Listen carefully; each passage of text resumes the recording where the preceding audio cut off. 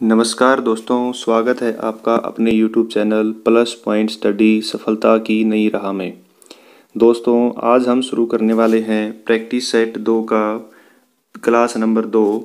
हमने क्लास 1 कल कंप्लीट कर दी थी, जिसमें हमने क्वेश्चन 1 से लेके क्वेश्चन 20 तक हमने डिस्कस कर लिए थे। आज हम शुरू करने वाले हैं क्वेश्चन नंबर 21 से। तो शुरू करते हैं अपनी क्लास को। आज़ाद बचपन की ओर, ये एक पुस्तक है। आज़ाद बचपन की ओर नामक पुस्तक किस लेखक द्वारा लिखी गई थी? तो आपके ऑप्शन हैं कार्ल मार्क्स, कैलाश सत्यार्थी, हरिवंश राय बच्चन और शत्रुघ्न सिन्हा। तो इसका राइट आंसर रहने वाला है कैलाश सत्यार्थी। कैलाश सत्यार्थी 2014 के अंदर नोबल शांति पुरस्कार विजेता भी थे और इन्होंने एक आंदोलन भी चलाया था जिसका नाम था बचपन बचाओ आंदोलन। और हरिवंश राय बच्चन की आत्मकथा का नाम है क्या भूलूं क्या याद करूं। क्वेश्चन नंबर 22, निम्नलिखित में से कौन सी फसल रोपण फसल का उदाहरण नहीं है? तो रोपण फसल कौन सी फसल होती हैं कि वे फसलें जिनका उद्देश्य हमें उनको पैदा करके उनको बेचना, जैसे कि हम रबड़ की खेती है, नारियल की खेती है, कपास की खेती है, तो ये जो हैं ये सारी की सारी आपकी रोपण कृषि की हो जाएंगी। तो आपसे पूछा गया है कि ऐसी फसल कौन सी है जो रोपण फसल का उदाहरण नहीं है? तो आपका राइट आंसर रहने वाला है गेहूं। रोपण फसल वो होती है जिनका उद्देश्य केवल उनको पैदा करके उनको बेचना होता है, यानी घर में रखने का उसका कोई उद्देश्य नहीं होता। इनके अंदर गन्ना भी हो सकता है, कपास भी हो सकती हैं। नेक्स्ट क्वेश्चन है, निम्नलिखित में से किस एक खेती के प्रकार को बुश फैलो कौन सी खेती को कहा जाता है? देखिए ऑप्शन डिस्कस करते हैं। गहन खेती वो खेती होती है जिसमें ज़्यादा फर्टिलाइज़र डाल के कम ज़मीन के ऊपर ज़्यादा उत्पादन लेना, उसको हम गहन कृषि कहते हैं। स्थानांतरित कृषि वो होती है जैसे एक जंगल के अंदर उसको जंगल को साफ करके उसके पेड़ों को काट के वहाँ सफाई करके एक बार फसल पैदा की, जब तक वहाँ फसल पैदा हुई ठीक है, उसके बाद वहाँ से छोड़कर आगे चले गए। इस स्थानांतरित कृषि को वहाँ पे काटो और जलाओ कृषि भी कहते हैं। तीसरे नंबर पे रोपण कृषि हमने पिछले क्वेश्चन में डिस्कस की थी। मिश्रित कृषि होती है कि खेती बाड़ी के साथ आप पशुपालन भी करें, उसको आप मिश्रित खेती कहते हैं। तो इसमें पूछा गया था आपसे कि निम्नलिखित में से कौन सी खेती को आप बुश फैलो भी कहते हैं? तो जो ये स्थानांतरित कृषि है इसको हम बुश फैलो के नाम से भी जानते हैं। नेक्स्ट क्वेश्चन, ऑस्कर पुरस्कार 2022 किस अभिनेता को मिला? तो जो ऑस्कर पुरस्कार है 2022 का वो किस अभिनेता को मिला है, ये आपसे पूछा गया है। तो 2022 का जो ऑस्कर पुरस्कार है वो अभिनेता विल स्मिथ को मिला है। और आपसे फिल्म का नाम पूछ लें तो जिस फिल्म को ये पुरस्कार मिला है उस फिल्म का नाम है कोडा फिल्म। तो कोडा फिल्म को 2022 का ऑस्कर अवार्ड मिला है और अभिनेता आपसे पूछ रहे तो अभिनेता हैं विल स्मिथ। आगे बढ़ते हैं। हाल ही में भारत का मुख्य चुनाव आयुक्त किसे नियुक्त किया गया है? तो आपसे मुख्य चुनाव आयुक्त पूछा गया है। तो हाल ही में राजीव कुमार को मुख्य चुनाव आयुक्त नियुक्त किया गया है। इससे पहले जो सुशील चंद्रा हैं वो आपके मुख्य चुनाव आयुक्त थे। और आपको बता दें जो ये ऑप्शन सी में अजय कुमार सूद हैं, ये हमारे मुख्य वैज्ञानिक सलाहकार नियुक्त किए गए हैं। और जो अलका मित्तल हैं, ये अलका मित्तल ONGC की पहली महिला अध्यक्ष हैं।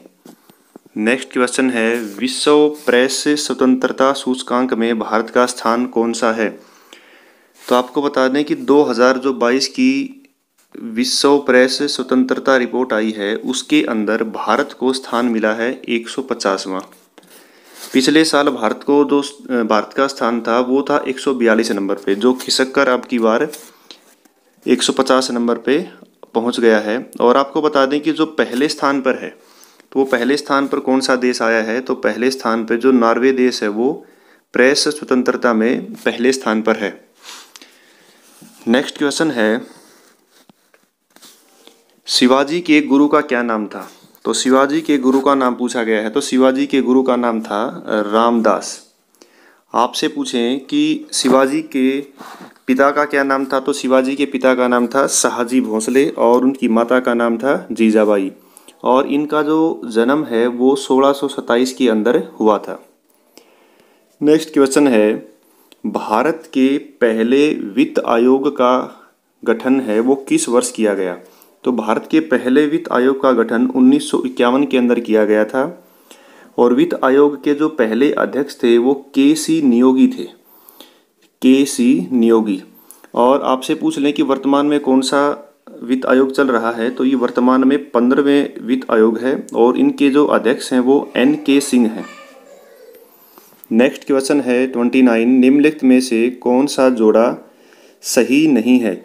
यानी आपको गलत जोड़ा बताना है। तो स्पष्ट दिखाई दे रहा है कि देहरादून उत्तर प्रदेश, ये आपका गलत जोड़ा है, क्योंकि देहरादून तो उत्तराखंड के अंदर है। और आपको बता दें कि जो शिमला है वो हिमाचल प्रदेश की राजधानी है। पंचमंडी एक हिल स्टेशन है मध्य प्रदेश के अंदर। दार्जिलिंग भी एक हिल स्टेशन है वेस्ट बंगाल के अंदर।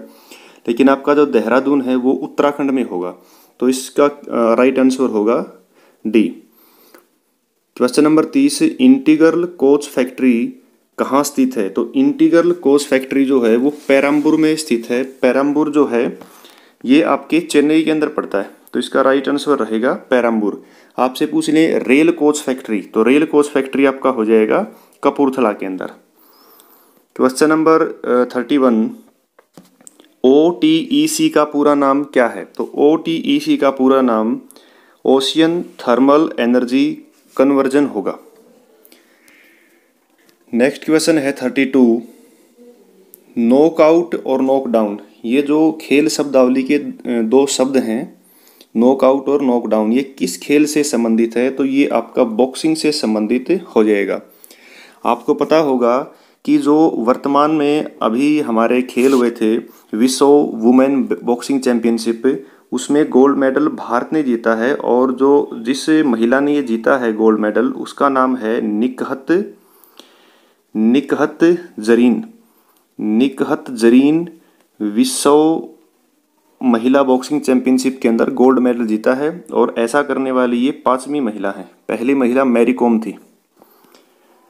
नेक्स्ट क्वेश्चन है, कांग्रेस के किस अधिवेशन में असहयोग आंदोलन को अपनाया गया था? आपको पता है कि असहयोग आंदोलन की शुरुआत महात्मा गांधी के द्वारा 1920 में की गई थी।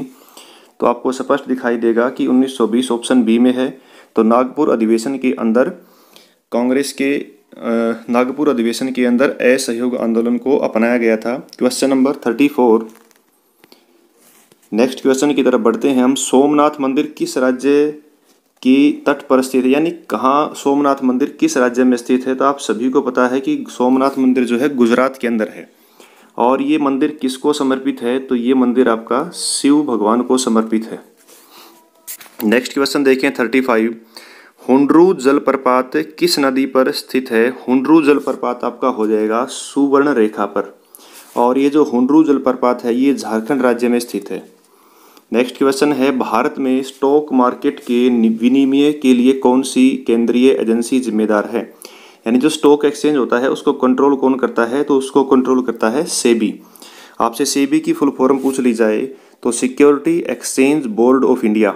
इसकी स्थापना कब हुई थी? तो इसकी स्थापना हुई थी 12 अप्रैल 1992 के अंदर। सेबी की स्थापना आपसे पूछें तो 1992 के अंदर सेबी की स्थापना हुई थी। आपसे नाबार्ड के बारे में पूछ लें तो नाबार्ड की फुल फॉर्म हो जाएगी national bank for agriculture and rural development. और इसकी जो स्थापना है नाबार्ड की स्थापना 1982 के अंदर की गई थी। और कौन सी समिति थी? शिवरामन समिति। नेक्स्ट क्वेश्चन है 37, निम्नलिखित में से कौन फेसबुक के संस्थापक है? तो फेसबुक के संस्थापक हैं मार्क जुकरबर्ग। और आपसे पूछें कि जो फेसबुक की स्थापना कब हुई थी? तो फेसबुक की स्थापना फरवरी 2004 के अंदर की गई थी मार्क जुकरबर्ग के द्वारा। नेक्स्ट क्वेश्चन है कुछ ही फर्मों के प्रभुत्व वाली बाजार संरचना को क्या कहते हैं? कहने का मतलब है कि फर्म होती फैक्ट्रियाँ, यानी बाजार के अंदर बेचने वाले बहुत कम हो तो उसको हम कहेंगे अल्पाधिकार, क्योंकि अल्प का मतलब कम होता है। पूर्ण प्रतियोगिता होती है जिसके अंदर जो बेचने वाले और खरीदने वाले ज़्यादा हों। एकाधिकार होता है जिसमें केवल एक ही बेचने वाला होता है। और अल्पाधिकार होता है जिसके अंदर 2 से लेकर 10 तक जो आपके विक्रेता होते हैं। यानी अल्पाधिकार के अंदर बाजार के अंदर फर्में जो हों कुछ होती हैं, कुछ का मतलब कम होती हैं। क्वेश्चन नंबर 31, वार्डगांव का सम्मेलन किस वर्ष हुआ था? तो वार्डगांव का सम्मेलन हुआ था 1779 के अंदर। और ये जो सम्मेलन है, संधि है, ये मराठों और अंग्रेज़ों के बीच में हुई थी। मराठों और अंग्रेज़ों के बीच में 1779 के अंदर। नेक्स्ट क्वेश्चन है, किस नदी को नर्मदा की हैंडमेड नदी के रूप में जाना जाता है? वेरी वेरी इंपॉर्टेंट क्वेश्चन है आपके पेपर के लिए। हैंडमेड के रूप में कौन सी नदी को जाना जाता है? सॉरी, ऑप्शन इसमें जो है मिसप्रिंट हो गया आपका। इसका राइट आंसर मैं बता देता हूँ वैसे ही। तो इसका राइट आंसर रहने वाला है ताप्ती नदी। ताप्ती नदी को हैंडमेड के रूप में जाना जाता है। और ये जो ताप्ती नदी है और नर्मदा नदी है, ये ईस्ट टू वेस्ट यानी कि पूर्व से पश्चिम की तरफ बहने वाली नदियां हैं। नेक्स्ट क्वेश्चन देखें, अंतर्राष्ट्रीय जैव विविधता दिवस कब मनाया जाता है? अंतर्राष्ट्रीय जैव विविधता दिवस मनाया जाता है 22 मई को। 1 मई को मनाया जाता है अंतर्राष्ट्रीय श्रम दिवस, 22 मार्च को मनाया जाता है अंतर्राष्ट्रीय जल दिवस और 22 अप्रैल को पृथ्वी दिवस। तो अंतर्राष्ट्रीय जैव विविधता दिवस मनाया जाएगा आपका 22 मई को। और आपसे पूछें कि ये जो 22 मई को ये अंतर्राष्ट्रीय जैव विविधता दिवस ये कब मनाना शुरू किया था? तो ये 1993 को मनाना शुरू किया था। और आपको एक्स्ट्रा इन्फॉर्मेशन दे देते हैं कि भारत के अंदर विश्व की 8% जैव विविधता पाई जाती है। और आपसे पूछ ले कि जो जैव विविधता दशक है ये कब था? तो दशक था आपका 2011 से लेकर के 2020 तक। नेक्स्ट क्वेश्चन है कि सबसे ज़्यादा विधानसभा सीटें किस राज्य में स्थित हैं? तो आपको पता है कि जिसकी जनसंख्या ज़्यादा है वहाँ से विधानसभा सीटें भी ज़्यादा होंगी। तो आपसे पूछा जाए कि विधानसभा सीटें सबसे ज़्यादा हैं उत्तर प्रदेश में। और कितनी विधानसभा सीटें हैं? 403 विधानसभा सीटें 403 हैं। आपसे राज्यसभा की सीटें पूछे यहाँ यूपी में तो आपकी 31 हो जाएंगी। और लोकसभा की सीटें यहाँ कितनी हो जाएंगी? 80। नेक्स्ट क्वेश्चन देखें, कंप्यूटर यहाँ से शुरू हो जाता है। सिस्टम को बूट करने का अभिप्राय क्या है? सिस्टम को बूटिंग करने का अभिप्राय होता है ऑपरेटिंग सिस्टम को लोड करना। नेक्स्ट क्वेश्चन है, कंप्यूटर में गणनाएं यानी मैथमेटिकल ऑपरेशन करने के लिए कौन सा अवयव यानी कौन सा भाग जिम्मेदार होता है, कौन सा भाग उत्तरदायी होता है? तो अर्थमेटिक लॉजिकल यूनिट यानी कि ALU। तो ALU आपका अर्थमेटिक लॉजिकल करता है यानी गणनाएं करता है। नेक्स्ट क्वेश्चन देखें, निम्नलिखित में से कौन सी द्वितीयक का मतलब होता है सेकेंडरी संचय यूनिट, संचय का मतलब होता है स्टोरेज। तो कौन सी द्वितीयक यानी सेकेंडरी स्टोरेज नहीं है? तो सेकेंडरी स्टोरेज नहीं है तो आपको पता है कि जो रैम है वो प्राइमरी मेमोरी होती है। तो राइट आंसर रहेगा रैम की फुल फॉर्म होती है रैंडम एक्सेस मेमोरी। एक निबल कितने बिटों के बराबर होता है? तो एक निबल के अंदर आपके 4 बिट होते हैं। और आपसे पूछ ले कि 8 बिट से क्या बनेगा? तो 8 बिट से एक बाइट बन जाएगी। नेक्स्ट क्वेश्चन है, वेबसाइट का पहला पेज क्या कहलाता है? तो वेबसाइट का जो हम खोलते हैं वेबसाइट तो वो उसका पहला पेज होम पेज कहलाता है। नेक्स्ट क्वेश्चन देखें, निम्नलिखित में से कंप्यूटर के संदर्भ में कौन सा विकल्प भिन्न है? यानी हमने इसमें से ओड वन आउट निकालना है। तो आपको देखें एक बार कि SMTP क्या होता है? Simple mail transfer protocol. POP क्या होता है? Post office protocol. IMAP क्या होता है? Internet message access protocol. SNMP क्या होता है? Simple network management protocol. तो ये पहले 3 ऑप्शन हैं ये आपके ईमेल से संबंधित हैं, और आपका जो लास्ट पार्ट है ये आपका प्रोटोकॉल जो है ये आपका इंटरनेट से संबंधित है, नेटवर्क से। तो इसका राइट आंसर रहेगा कि इसमें जो सबसे अलग है वो आपका कौन सा हो जाएगा? SNMP। नेक्स्ट क्वेश्चन देखिए 49। कंप्यूटर में IC चिप जो बनी होती हैं वो किसकी बनी होती हैं? वेरी इंपॉर्टेंट है और बड़ा ही आसान क्वेश्चन है। सिलिकॉन की जो IC चिप बनी होती हैं जो आप हमारे फ़ोन के अंदर स्टोरेज के रूप में यूज़ करते हैं।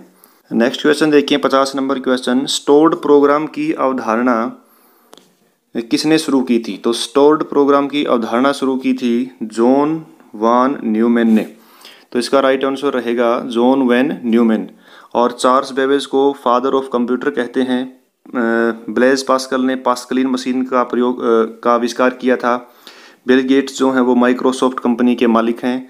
तो इस क्वेश्चन का राइट आंसर रहेगा जॉन वैन न्यूमैन। तो दोस्तों आज हम CET स्पेशल प्रैक्टिस सेट जो 2 है उसका हमने आज सेकंड पार्ट किया है और कल हम आपके आगे लेके आएंगे इसका थर्ड पार्ट।